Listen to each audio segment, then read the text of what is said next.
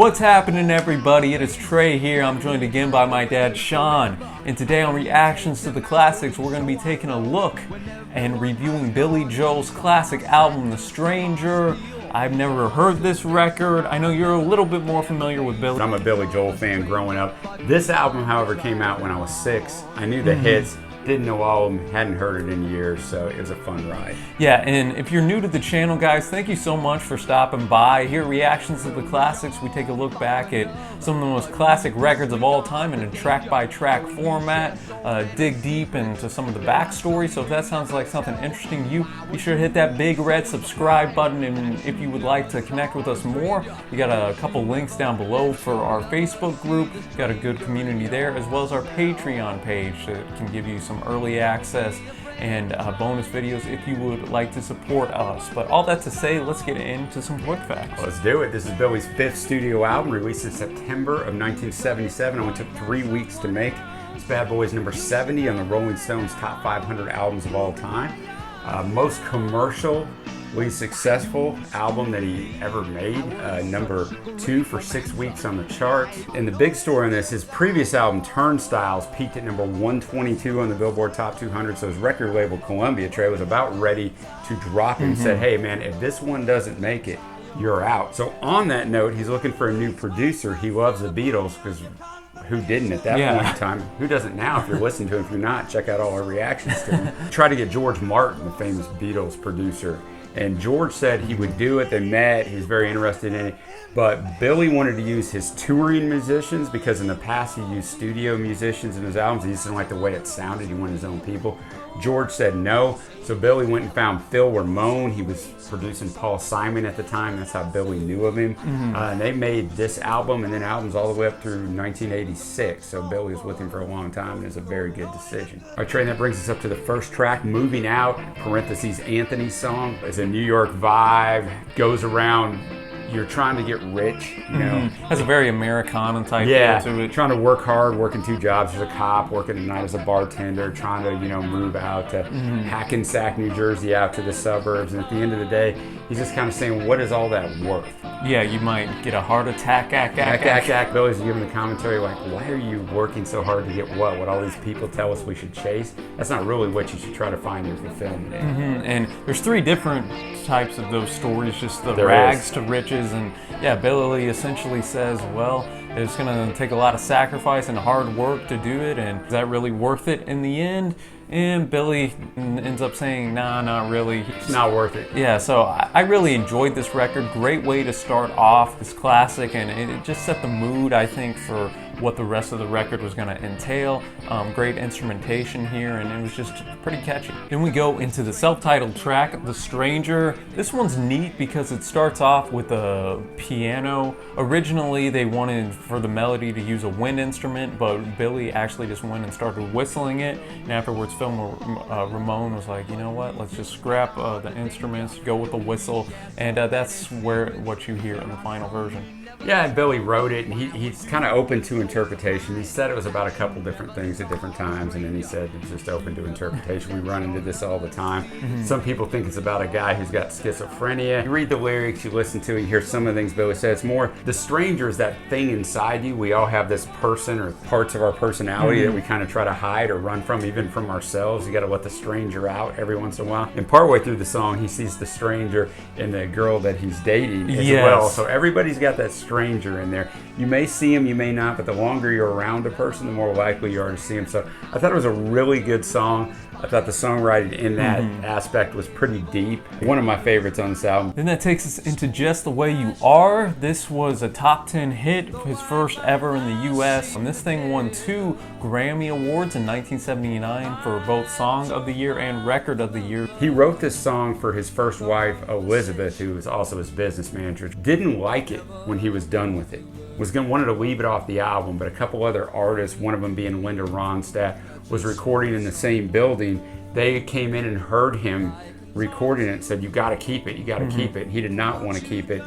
He keeps it, obviously he gets all these accolades. Now, him and Elizabeth get divorced in 1982, and he didn't play this song till the mid, 2005, 2006. He shelved this thing for obvious reasons. Yeah, a little too close to home. A little too close to home. I was very familiar with this song. The song is an iconic song. It's just the second, it's one of those songs, the second it comes on, Trey, if you're a guy of my age, you know exactly what it is, and that's the mark of a really good song. Yeah, I was not familiar with it, and I'd like to hear the audience's thoughts here. I thought this sounded a little bit sonically like Michael Jackson's She's Out of My Life, had that light tone to it. So that would be She's Out of My Life from 1979. So She's Out of My Life sounds a little bit like Just the Way You Are, if that's we were going to make it chronologically correct. So listen to those two and see if I'm crazy or if you see that too. But I liked here we had some brass instruments as well. So already each song has its own identity and is different. And yeah, this was a great track. I mean, he's the piano man. There's going to be great musicianship here. Then that takes us to Scenes from an Italian Restaurant. This is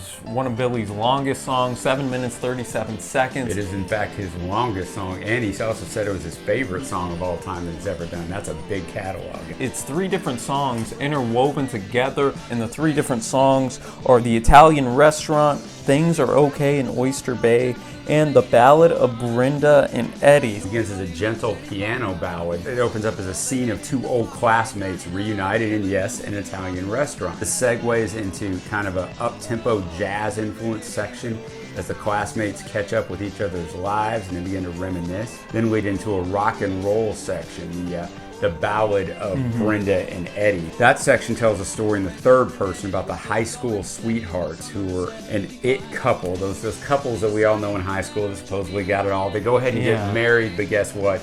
Doesn't work out well. Friction in the relationship. Yeah, they move away, get married, and they buy their art at Sears. There's some lines in there if you're from my era you would get.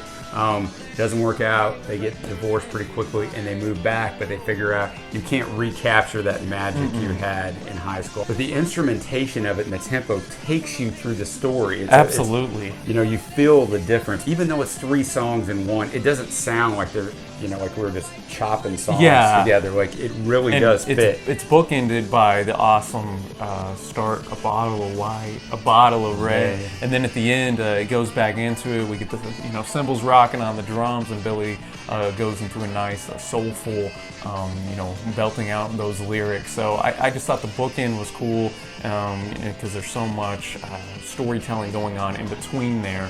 That it wrapped that up nicely in a bow, and this was my favorite song on the record. Next up is Vienna. It was released as the B-side of Just the Way You Are. So back in the day, this it was not a hit, but people were very familiar with it. Billy wrote this song about Vienna, Austria. He hadn't seen his dad since he was 8 years old. In his mid-20s, he was starting his career as a musician. He goes and visits his dad. He sees an old woman, a 90-year-old woman, sweeping the streets as they're sitting outside eating. And he tells his dad how much he pities her because it's like, wow, man, poor woman doing a meaningless job. And his dad says, no. Here, people feel useful until their last day. Yeah. And so it kind of made him look at, the America and there differently, where people were valued, not so much what you did. So he writes this song and kind of captures that essence. And like, Vienna will be waiting for you. Don't be in such a hurry to try to get everything you want right now. So a lot of deep meaning behind this song as well. I think Billy not only is a great vocalist, but he's also a great songwriter. It really shines through even on this, one of his earlier works. I think Billy's songs have a lot to unpack. It does well with some repeat listens to have the lyric sheet up just to follow along with the story. It's good to have some active listening here, and this was a solid track. Not one of my favorites, I'd say. Right. But it still was a nice little hidden gem in there. All right, we're up to another one of Billy's huge hits, Only the Good Die Young. Another song very similar to Just the Way You Are, that the second you hear it, you know what it is. It's written from the perspective of the boy who Billy is wanting to have sex with a Catholic girl. Yeah. Which Billy grew up around all Catholic girls nearly. He's trying to convince her that don't listen to what the church tells you. Have fun. Only the good die young. Obviously got a lot of heat, a lot of controversy. It was based on a real girl, played his first gig in high school, saw her across the way. She is a real girl that he had this crush on, but it also made him understand he wanted to be a musician once he saw her and how the crowd was reacting. So it's a pretty cool story. Yeah, and this song, Billy said, isn't so much anti-Catholic as it is pro-lust, and this thing, once it started getting banned, just like a lot of music that gets banned, it just shot up the charts. Ban me, man. Everybody will get real curious, right? And one of the interesting parts that a lot of people miss is the boy doesn't ever end up getting, with the girl. Like, he's trying to convince her, like, hey, it's going to happen anyway. Why not, why doesn't it just be me? But at the end of the song, nothing ever happens. Yeah, Billy made that point a couple of interviews that I read that, hey, look, man, he didn't get with her, so you guys shouldn't be upset. Joel actually originally performed this song when he was opening for the Beach Boys, but he sang it in like a Jamaican reggae style, and so he wanted If anybody can find that, link it below, please. I'd love to see it. It's a famous track. It's nice, upbeat, and again, it sounds unique from Vienna, what we just had, and pretty much every other track on here, so I enjoyed it for that, and it was catchy. It takes us to the love song, She's Always a Woman. This thing peaked at number 17 in the US. Again, this is written for his first wife, Elizabeth, and it's about how a guy just loves this woman, including her flaws, including her quirks.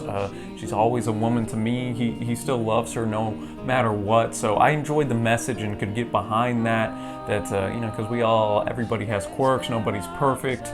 You can write up this idealistic person in your head, but that person, you're never going to find them. You got to end up loving that person, their quirks, every part about them. So I thought this was a nice little chilled song, a nice love ballad here from Billy. Yeah, it's really good. And as you mentioned, Trey, it's about Elizabeth. And the thing with Elizabeth, not only his wife, but it was also his business manager. Mm-hmm. And like so many young artists, somebody offers you a record contract, you're signing it. You don't care what the fine print says because you're trying to make it. I got a record deal. I got a record deal. What else are you going to do? You have no leverage. So he had some bad record deals. He had no money. I mean, this is his fifth studio album. He'd made no money. So she helped renegotiate, get him a new record deal with Columbia. And she was known as a tough negotiator. And people were calling her, I guess, unfeminine because she negotiated like a guy. And so that's one of the reasons why I wrote this. You can say what you want about her, but she's always a woman to me. So great message, great song. Now to get it right the first time, really simple song. It's just about the fact that he's about to meet this girl, or he sees her across the room, but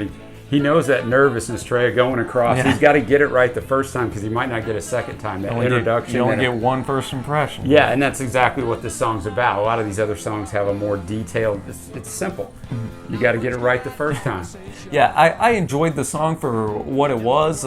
Not one I would go back and maybe repeat listen to as much as some of these others. The story was a little more simplistic, but that doesn't mean it was bad by any means. It still was an enjoyable track. And that takes us to the closer, Everybody Has a Dream. This thing was actually written several years prior in 1971, and it's essentially about what the title says. Everybody has a dream. Billy really gets introspective here, bringing forth some of his dreams and fantasies of having a nice, steady, peaceful home life with his then wife, Elizabeth. Yet again, she's all over this record, and some of the lyrics in here are likely addressed to her, in that second person. And I enjoyed this thing, enjoyed the message, and he even says that you might not even get all your dreams, but hey, everybody still has them, and go try to get them. Yeah, someone my age can really identify with because my dreams back when and my dreams now are totally different. Not that they're worse by any means, they just change. One of the parts I like this song too as well. I like the message to it. I thought the lyrics were good. It ends with the piano and the whistling. It fades out in the piano and the whistling from The Stranger. Yeah, a little reprise here. I thought that was a nice so touch. It kind of brings it full circle. I know The Stranger wasn't the first song, but it brings it full circle in the Stranger album, and so I thought that was a really nice touch. So we're up to our favorite tracks, Trey. You can go first. I have a lot of them, so it's kind of hard to... I honestly do, too. I'd put it at the top, Scenes from an Italian Restaurant. I would, too. Everybody Has a Dream, and The Stranger, and Movin Out. I know I named about half the album there, but those four really stuck out to me and or would go well on any playlist. Yeah, I'm kind of there with you. I'll just stick with those. That brings us to our overall grade for me. I was telling you this earlier when we were discussing this. It's hard for me because I really like Billy Joel. So I have to step back and go, I got to almost try to find things wrong with the people that I really like to go, am I giving this too high of a grade? I don't think so here. This thing is tremendous. I'm going to give it a 9.0. 2 or 3 songs for me are not top shelf. That's the only reason why it's not higher, but it is really good. For me, I'm gonna be just a tad higher than you. I'm gonna go 9.25. This thing really That's awesome. blew me away. I became a Billy Joel fan from this. The only song I knew coming in was Piano Man, and this thing I tend to score albums high that have a nice variance in styles and lyrics and songwriting. and so when you combine the two with good storytelling and unique musical styles, that's gonna just play really well to my personal musical taste. And Billy put that on display here. It was a nice, succinct album as well. 42 minutes, very easy and pleasurable to listen all the way through. Yes. No skippable tracks. So for me, it's going to land at that 9.25 mark. We'd really like to hear from you guys. What do you think of The Stranger? What would you like to see reviewed next from the Piano Man himself? And Sean, as always, thank you for putting the research in. This one was a real pleasure. Yeah, always good to hear the backstory. And as I said at the start, guys, be sure to hit that big red subscribe button. We upload twice a week in a variety of genres, so there's going to be something that everybody enjoys. And until next time, y'all, happy listening, my friends, and we will see you.